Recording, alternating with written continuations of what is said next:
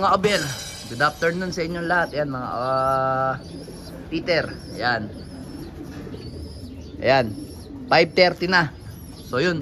Tapos na tayo magpakain sa mga ano natin. Tapos na tayo magpakain sa mga breeder natin mga Abel.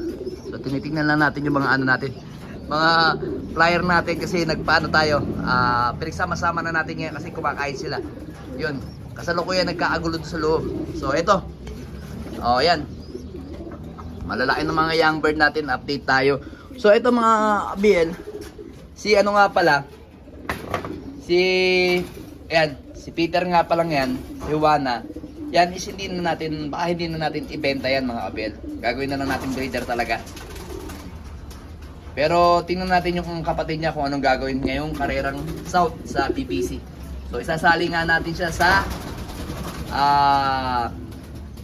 Super Fan Race 8 laps ng BBC. So ito makikita nyo sa tarpaulin natin o sa screen ninyo yung ating sasalihan. Yan mga Abel.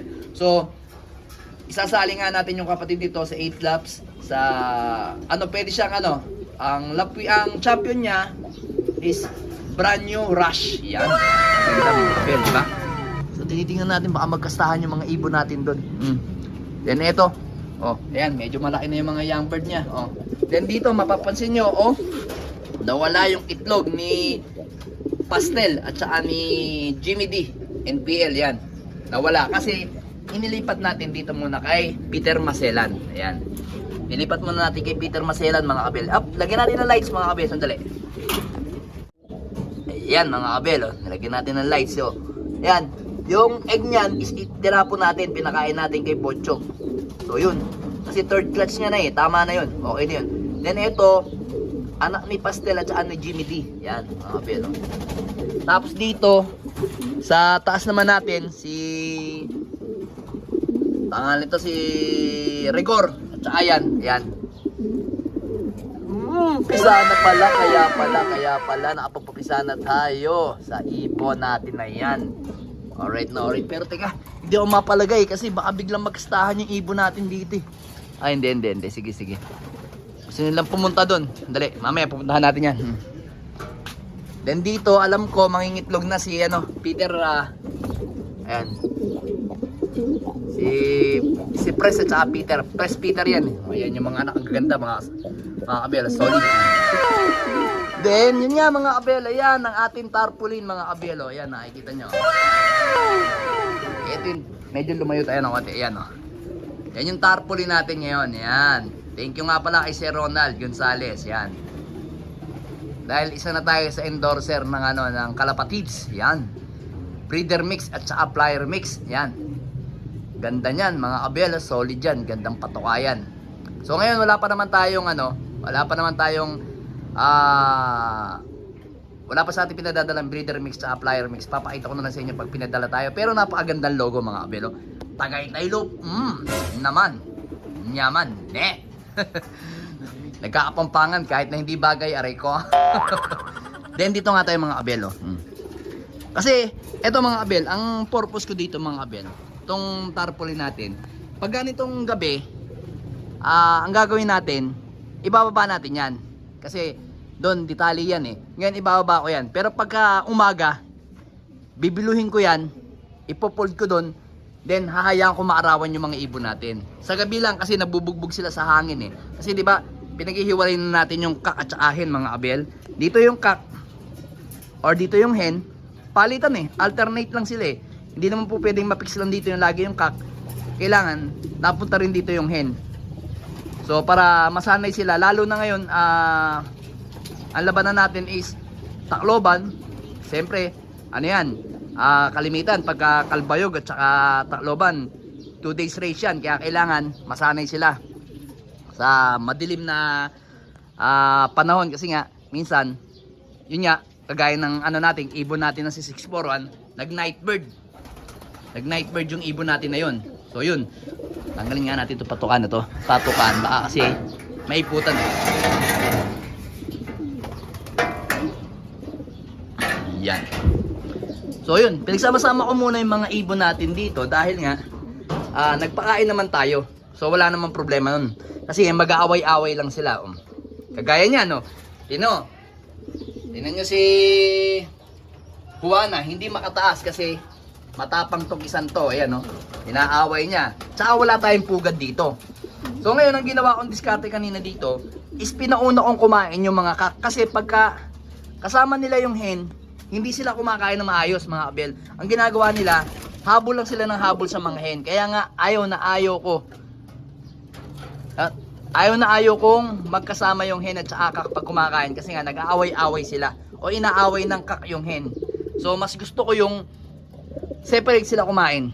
So, yun ang diskarte natin ngayon. Dahil sa tagal ko ng kumakarera, lagi na lang magkasama ang hen at kak ko. Lagi ko sinasabi yan, magkasama ang hen at kak ko.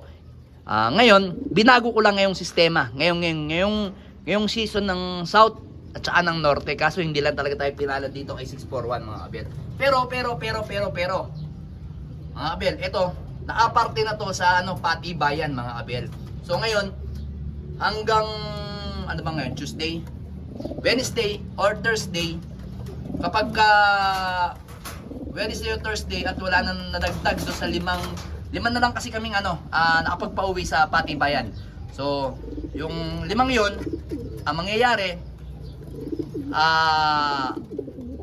mag-i-insurance yun. So, titingnan natin kung magkano magiging insurance ng ating mga ibon, mga abel. So, tanggalin nga muna natin to. Napakatapang. So, ito yung Juana, dito ko muna. Yan. So, palagay ko mga abel, sa tingin ko mga abel, sana huwag na lang madagdagan para maganda-ganda yung insurance natin mga abel. Sige, tanggalin natin tong si Brown. Kunin natin tong NPL, yung NPL na yan, mailap na yan. Then ngayon, para medyo maganda yung ating partihan. So, kung magkano na lang yung matitirang pera o pot money, yun ang paglalaban-labanan namin ng last lap.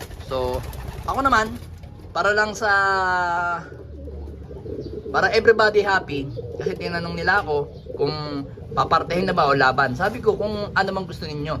Siyempre tinignan ko yung gusto nila kasi nga ayoko naman na maging against. Baka sabihin nila hindi ako wala akong pakisama. Kaya sabi ko sige, kung anong gusto niyo, kung partihan tayo, insurance, walang problema. Kung ikaw naman yung matitira. Ako nga nagsuggest mga abel Sabi ko, kung 5 na lang tayo, kung 80,000 yun, 10,000 tayo. May matitira pang 30. Yung 30 na yun, paglaban-labanan na lang natin. Diba? Eh di mas magandang mas maganda, everybody happy, di ba mga abel? So hindi naman tayo madamot. Sige, sabi ko. Ako pa yung nagsuggest. Nung una suggest nila 5,000, sabihin ko. Sa 5,000 sabi nila, sabi ko, 10,000 para everybody happy tayo kung 5 tayo magpapartihan. So, di ba? Maganda naman yung ginawa ko mga abel. So, kung ang mangyayari naman is madagdagan kami, yun, hindi ko na alam kung paano usapan namin nun mga abel. Pero hari nawa, sana, wag nang madagdagan mga abel para maganda. Para maganda yung aming partihan. Then, ang inaano ko mga abel dito, nasa condition naman yung ibon natin. Ayan, condition na kita nyo naman, puting-puti na yung tuka niya. Lahat naman mga ibon ko mga abel, pansinin nyo, puti ilong, halos lahat ng mga ibon ko dito, puti ilong, yan mga abel. Wala ang mapapansin na itim ang ilong.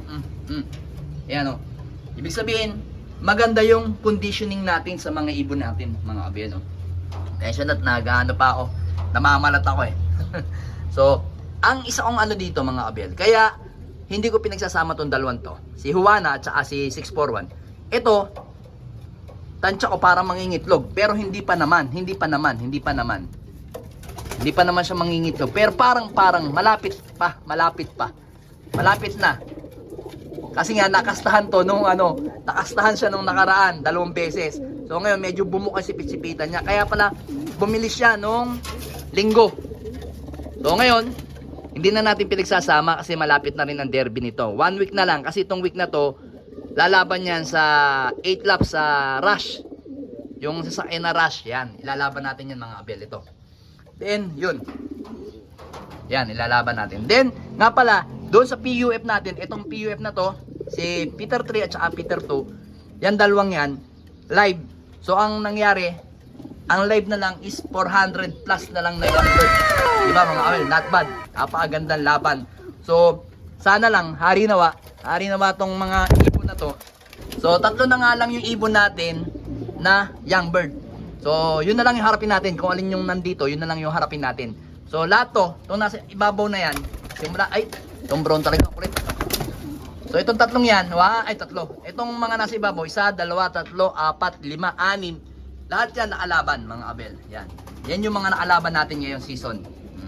Then ito, malapit na matapos. Last lap na itong Sunday. Then tingnan natin kung mailalaban pa natin yan sa susunod. Kung sakaling mag-clock siya sa Claveria, baka hindi na natin mailaban yan. Gawin na natin breeder. Yan, gawin na natin breeder yan mga abel. Kasi marami-rami na rin tong nilipad. So tingnan natin. Kasi plano ko kasi yung kapatid nito na si Juana na may icon, si Luha, is gusto ko iparis dito. Para mas lalong tumaas yung pagiging Peter nito mga abel. Yun ang gagawin natin mga abel. So yan. So ngayon, magbibigay lang tayo ng konting vitamin sa mga ibon natin. Ideal lang at saka pula-puti. Alright na yung mga ibon natin. Yan. Yan yung update ko sa mga ibon ko ngayong Tuesday mga abel. Ayan siya, nabubulol-bulol ako dahil namamalat-malat ako eh. Alright. Subscribe!